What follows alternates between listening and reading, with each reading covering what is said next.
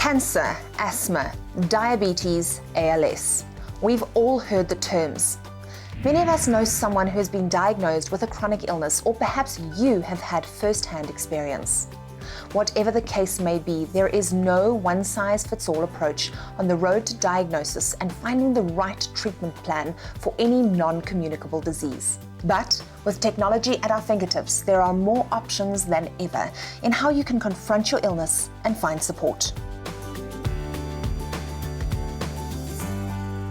Good morning. Today is my final chemo day. She says hopefully, I'm very hopeful that this will be the last round of chemo. My guest today is Zola Brunner, a remarkable young lady who has taken a hands-on approach in dealing with her chronic illness. Zola, you've gone through a long and arduous journey with your health. Please share your story. Having lupus is one of the most unpredictable diseases that one can have.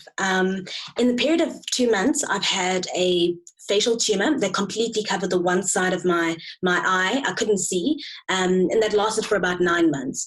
I've also had a huge tumors on my arms that completely swollen, triple the size of my normal arm, chemotherapy treatments, multiple blood transfusions, stage 4 renal failure, which means I was on the verge of having kidney dialysis or, reverting to actually having kidney transplants.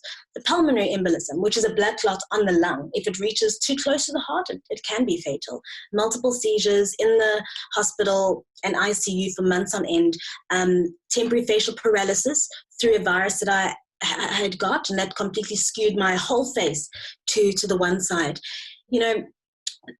Within this lupus journey, it's been quite horrific and quite scary, but it's also been the most rewarding because it gives me the chance to not just write a new chapter, but start a whole new book. I'd like you to talk me through that fear that you faced while going through all of these tests.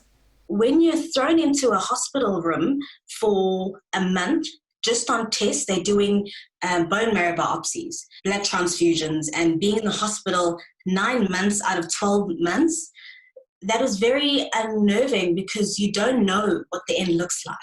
I've always wanted to put on a brave face. I always wanted to appear as though I had everything put together. I don't have any of these problems. And now it felt as though I had a mountain of problems and I didn't have a solution, which was the scariest thing. And lupus feels like mourning a loss, right? And not necessarily the loss of a loved one, but the loss of your old life. Zola, you're incredible.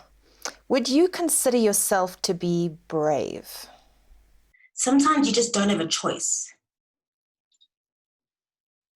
I think that you get these experiences that come by, and what are you going to do? Are you going to just sit by and watch your life sort of be taken over by something like a disease, or are you going to try and be a little bit proactive to get a little bit of your life back?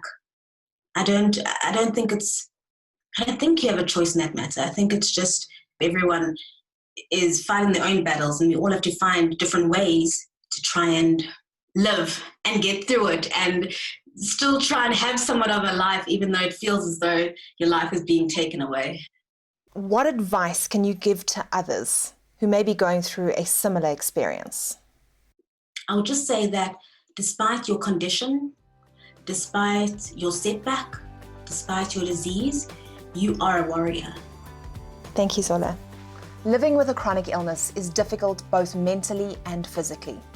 According to specialist medical practitioner Dr. Darren Green, it is easy to become deflated and complacent, hoping that others will provide all the answers.